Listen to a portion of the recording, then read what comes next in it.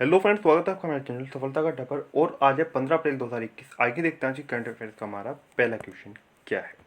तो आज का हमारा पहला क्वेश्चन है, किस राज्य सरकार ने सभी पत्रकारों को फ्रंट लाइन वर्कर घोषित करते हुए सभी के लिए कोविड टीका अनिवार्य कर दिया है। क्या कर दिया है? जितने भी पत्रकार थे उन सभी को क्या किया? फ्रंट लाइन वर्कर घोषित कर दिया और उसके बाद उन सभी के लिए कोविड जो टीका है उसको लेना भी अनिवार्य कर दिया। तो ये काम किस राज्य सरकार ने किया है? तो ये क्या है? उत्तराखंड सरकार ने। उत्तराखंड राज्य सरकार ने सभी पत्रकारों को फ्रंट लाइन वर्कर घोषित करते हुए सभी के लिए कोविड टीका अनिवार्य कर दिया। पत्रकार होते हैं, उनको फील्ड के अंदर जाना होता है, तो इसलिए कहीं से भी उनके लिए कोरोना संक्रमण का खतरा अधिक है, तो इन सभी के लिए कोरोना टीका को अब अनिवार्य कर दिया गया है। ऐसा नहीं कि मतलब अपनी इच्छा के अनुसार लगवा सकते हैं, अब सभी को अनिवार्य रूप से लगवाना ही होगा कोरोना टीका। उत्तराखंड के अंदर कोई भी पत्रकार हो, कोई बड़ा पत्रकार हो, कोई स्वतंत्र पत्रकार हो, निजी पत्रकार हो, कोई भी हो सकता है, तो सभी को कोरोना टीका लगवाना होगा। अब ये प्रक्रिया जो है, ये जो घोषणा की, जो आदेश दिया है, ये किसने दिया है? ये दिया है उत्तराखंड सरकार ने। ये अनिवार्य जो क्या है, उत्तराखंड सरकार ने क्या है। अब उत्तराखंड राज्य के बारे में आपसे थोड़ी सी बात करते हैं। उत्तराखंड की अगर आपसे बात करें, वर्तमान समय में उत्तराखंड की हैं दो राजधानियाँ। कितनी? दो राजधानियाँ हैं उत्तराखंड राज्य की। कौन कौन सी? आइए उनको देखते हैं। एक देहरादून और एक क्या? गैरसैंण। देहरादून शुरू से यहाँ की राजधानी है और गैरसैंण अभी लगभग 1 वर्ष पहले यहाँ की राजधानी बनी है। उत्तराखंड के बारे में थोड़ा सा जानने से पहले यहाँ का इतिहास भी जानना जरूरी है। उत्तराखंड का गठन हुआ था यूपी में से, यानी कि उत्तराखंड बना था यूपी में से विभाजित होकर। गठन हुआ था इसका 2000 में। 2000 में भारत के अंदर 3 नए राज्य बनाए गए। उन राज्यों का भी आप नाम याद रख लें, क्वेश्चन परीक्षाओं के अंदर पूछ लिया जाता है। उनमें एक था 2000 में छत्तीसगढ़, एक था झारखंड और एक था उत्तरांचल। अब यही उत्तरांचल क्या हुआ, इस उत्तरांचल जो बनाया गया था, उत्तरांचल का नाम बदलकर कब, ये भी क्वेश्चन पूछ लिया जाता है कि ये नहीं कि उत्तराखंड में पूछ जाएगा, कहीं पर भी एसएससी, रेलवे, कोई सा भी एग्जाम हो, कांस्टेबल किसी भी राज्य का, पटवारी, ग्रुप डी, तो कहीं पर भी क्वेश्चन पूछ लिया जाता है। तो 2007 की अगर बात करें, 2007 में नाम परिवर्तन कर दिया गया था किसका? उत्तरांचल का। तो 2007 में नाम बदलकर उत्तरांचल से क्या कर दिया गया? उत्तरांचल से नाम बदलकर कर दिया गया उत्तराखंड। कब बदला गया नाम? 2007 में। तो 2000 में गठन हुआ किसमें से? उत्तर प्रदेश में से विभाजित करके। लगभग उत्तर प्रदेश के जो 13 जिले थे, मुख्य रूप से पहाड़ी क्षेत्रों वाले, जो पहाड़ी क्षेत्रों वाले जो जनपद थे, उनको काटकर विभाजित करके एक नया राज्य बनाया गया उत्तरांचल। यही उत्तरांचल 2007 में नाम परिवर्तन होकर क्या हो गया? उत्तराखंड हो गया। अब इसी उत्तराखंड की अगर बात करें, उस समय से इसकी राजधानी क्या है? अभी तक के देहरादून है, लेकिन अब एक और राजधानी यहाँ पर बना दी गई है, यानी कि राज्य के अंदर दो राजधानियां कर दी गई हैं। कौन कौन सी? समर कैपिटल और विंटर कैपिटल। इस राज्य के हाईकोर्ट की बात करें तो यहाँ का जो हाईकोर्ट है वो है नैनीताल में, यानी कि नैनीताल हाईकोर्ट। ये बात आपको याद रखनी है, नैनीताल उत्तराखंड के अंदर ही है। अब अगर मुख्यमंत्री की बात करें तो मुख्यमंत्री यहाँ के कौन है? तीरथ सिंह रावत। कौन है? तीरथ सिंह रावत। बीजेपी यानी कि भारतीय जनता पार्टी किस राज्य के अंदर सरकार है?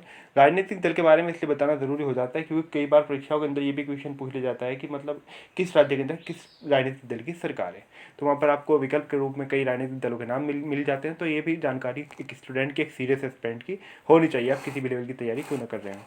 अब राज्यपाल की बात करें, यानी गवर्नर ऑफ उत्तराखंड कौन है? तो गवर्नर ऑफ उत्तराखंड है बेबी रानी मौर्य। कौन है? बेबी रानी मौर्य यहाँ की क्या है? राज्यपाल है उत्तराखंड राज्य की। अब दो विकल्प और मिले हमें, पंजाब और पश्चिम बंगाल, इनके बारे में थोड़ा सा जानते हैं। पंजाब राज्य की अगर बात करें तो पंजाब की राजधानी है चंडीगढ़। क्या? चंडीगढ़ कैपिटल है यहाँ की।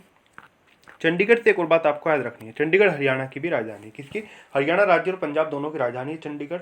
और चंडीगढ़ हाईकोर्ट इन दोनों का क्या है? हाईकोर्ट है। किस किस का? हरियाणा का और पंजाब का। अब पंजाब की अगर आपसे बात करें, यहाँ पर पंजाब के जो मुख्यमंत्री हैं, जो चीफ मिनिस्टर हैं, वो है कौन? कैप्टन अमरिंदर सिंह। इस राज्य के अंदर सरकार है यानी कि आईएनसी, यानी कि इंडियन नेशनल कांग्रेस की, यानी कांग्रेस पार्टी की। और वीपी सिंह बदनौर यहाँ के राज्यपाल। क्या है? वीपी सिंह बदनौर कौन है? यहाँ के गवर्नर है पंजाब के। और पंजाब किस देश के साथ अपनी सीमा साझा करता है? पाकिस्तान के साथ अपनी सीमा साझा करता है। कौन? पंजाब। अब बात होती है पश्चिम बंगाल राज्य की। पश्चिम बंगाल की बात करें तो यहाँ की जो राजधानी है, कैपिटल है, वो क्या है? कोलकाता यहाँ की राजधानी है। और इस राज्य के अंदर जो सरकार है वो किसकी है? वो है तृणमूल कांग्रेस की। किसकी?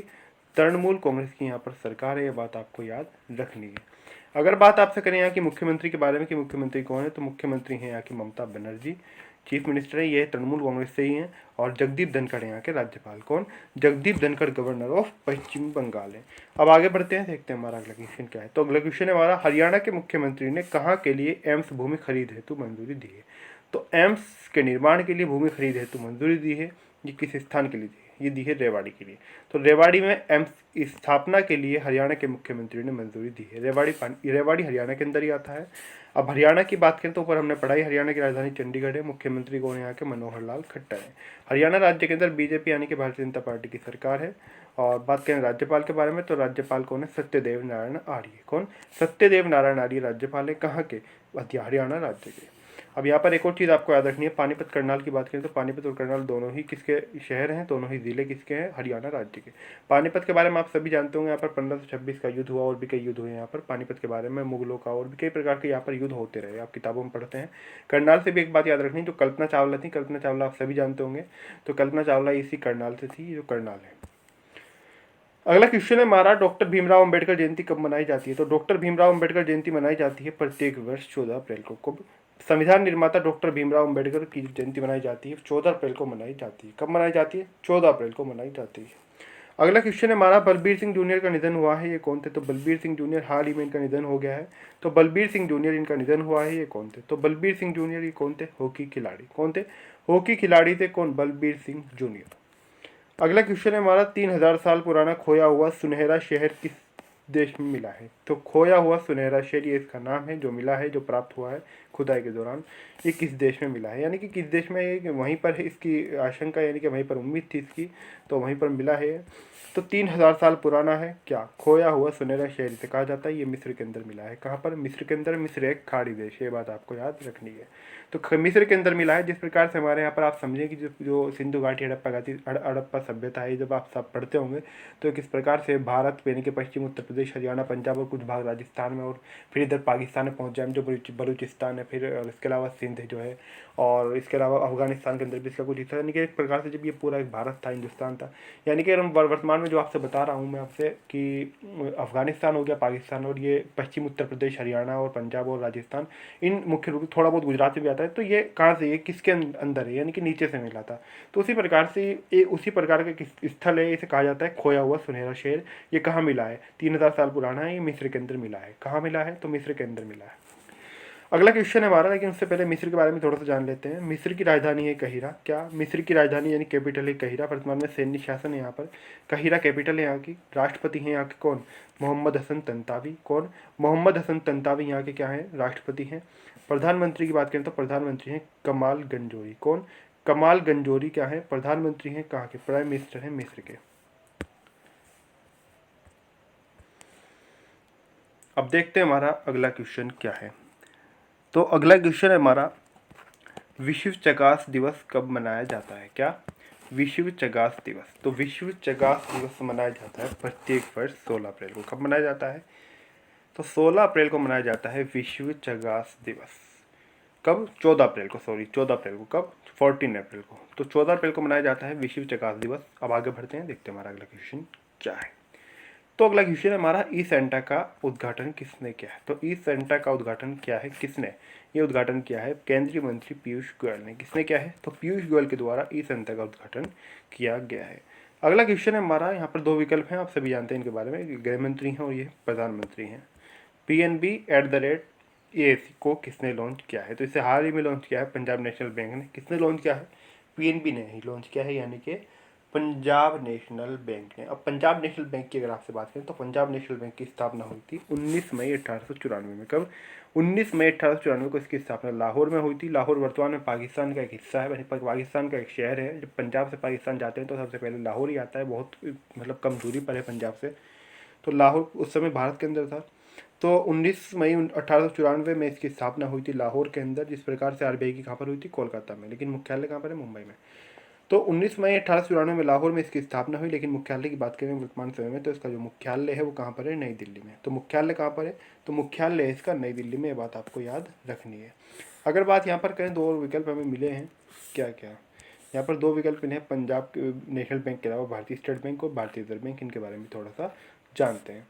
लाहौर की बात करें तो लाहौर किस देश में आता है? पाकिस्तान में आता है। पाकिस्तान से एक और बात आपको याद रखनी है, पाकिस्तान जो है यहाँ के प्रधानमंत्री हैं इमरान खान, राष्ट्रपति हैं यहाँ के आरिफ अलवी, और जहाँ की कैपिटल है यानी कि यहाँ की राजधानी है पाकिस्तान की वो है इस्लामाबाद।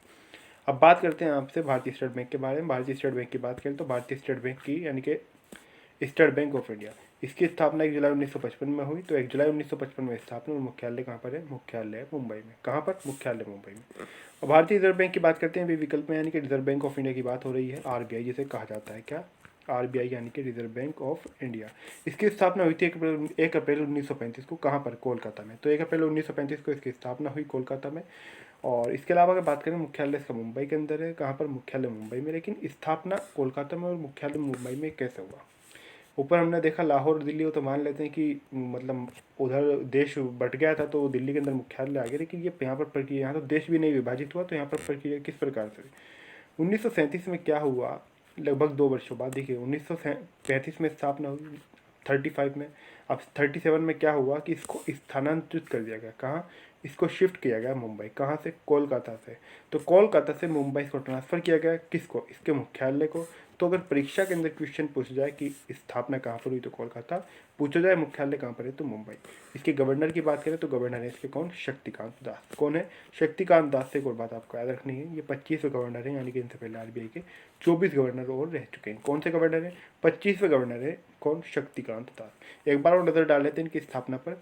19 मई 1894 को स्थापना हुई किसकी, पंजाब नेशनल बैंक की। कब, 19 मई 1894। 1 जुलाई 1955 को स्थापना हुई किसकी, भारतीय स्टेट बैंक की। और 1 अप्रैल 1935 को स्थापना किसकी हुई, भारतीय रिजर्व बैंक यानी कि रिजर्व बैंक ऑफ इंडिया की। अब आगे बढ़ते हैं, देखते हैं हमारा अगला क्वेश्चन क्या है। तो अगला क्वेश्चन है हमारा, योगेश प्रवीण का निधन हुआ है, ये कौन थे। तो योगेश प्रवीण हाल ही में इनका निधन हो गया है, प्रख्यात इतिहासकार थे, तो इनका निधन हो गया है, यूपी से थे, लखनऊ से। तो योगेश प्रवीण इतिहासकार। अगला क्वेश्चन है हमारा, जलियांवाला बाग नरसंहार की 102वीं सालगिरह यानी कि वर्षगांठ कब मनाई गई है। तो 102वीं सालगिरह मनाई गई है 13 अप्रैल को। कब, 13 अप्रैल को जलियांवाला बाग हत्याकांड की 102वीं सालगिरह मनाई गई है। अगला क्वेश्चन है हमारा, राजस्थान 1 करोड़ वैक्सीन खुराक देने वाला कौन सा राज्य बन गया है। तो 1 करोड़ वैक्सीन देने वाला राजस्थान बन गया है दूसरा राज्य। कौन सा, दूसरा राज्य। पहले नंबर पर कौन है, पहले नंबर पर है महाराष्ट्र, ये बात आपको याद रखनी है। अब दूसरा राज्य कौन बन गया है, राजस्थान। राजस्थान की बात करें तो राजस्थान की कैपिटल है जयपुर। इस राज्य के अंदर सरकार है आईएनसी यानी कि Indian national Congress, Congress party की। अशोक गहलोत उससे ही है यानी कि कांग्रेस से। अशोक गहलोत मुख्यमंत्री हैं यहाँ के। और राज्यपाल की बात करें यानी कि गवर्नर ऑफ राजस्थान, तो ये हैं कलराज मिश्र। कौन, कलराज मिश्र। इससे भी एक और चीज़ आपको याद रखनी है, राजस्थान भी पाकिस्तान के साथ अपनी सीमा मिलाता है यानी कि साझा करता है। अब अगले क्वेश्चन की बात करें तो अगला क्वेश्चन है हमारा, भरम कुमरीज की पूर्व प्रमुख राजयोगिनी दादी जानकी, नाम क्या है, दादी जानकी इनको कहा जाता था, कि कहाँ की प्रमुख रही हैं।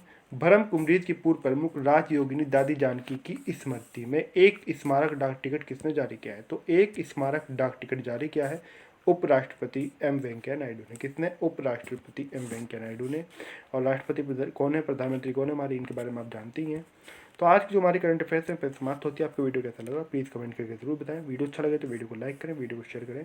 अभी तक आपने हमारे चैनल सफलता का अड्डा सब्सक्राइब नहीं किया तो प्लीज़ वो सब्सक्राइब कर दें। सब्सक्राइब करते समय बेल आइकन को प्रेस करना ना भूलें, यानी कि पूरी तरीके से सब्सक्राइब जरूर करें। उससे आपको क्या फ़ायदा होगा, जो भी हमारी नई क्लास आएगी, जो भी हमारी नई वीडियो आएगी, उसकी नोटिफिकेशन, उसकी सूचना सबसे पहले आपको मिलेगी।